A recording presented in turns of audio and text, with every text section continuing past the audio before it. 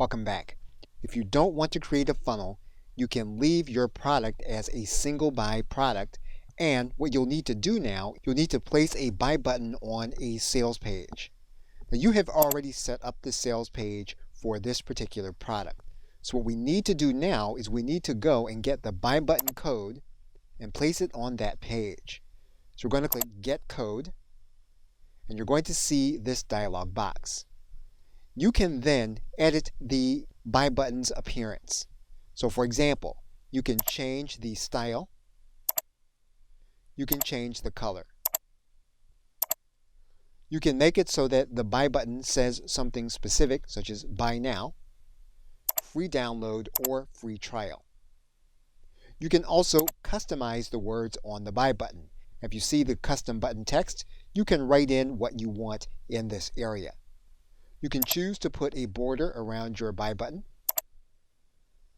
And you can choose the background of the buy button.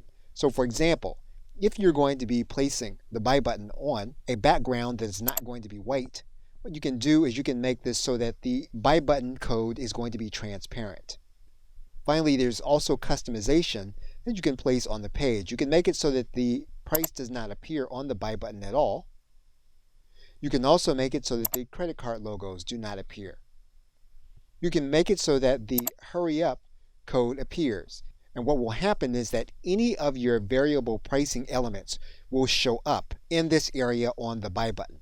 Once you have your buy button code, you can place your cursor in and copy it. You can then head to your sales page. You are then going to place the code inside of your page builder on the page that you have selected for your sales page. And the buy button that you have customized will then appear on your sales page. So once your buy button is on your page, you have two additional steps. First, what you'll need to do is activate your offer and choose the date when you will release it to the public. You are going to click Activate Offer. What you're going to do is either schedule your launch or launch the product right now.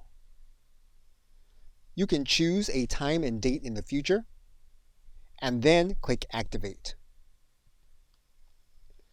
That now means that the product will then be active on the WarriorPlus network on the date in which you have specified. Now there's another choice that you'll need to make.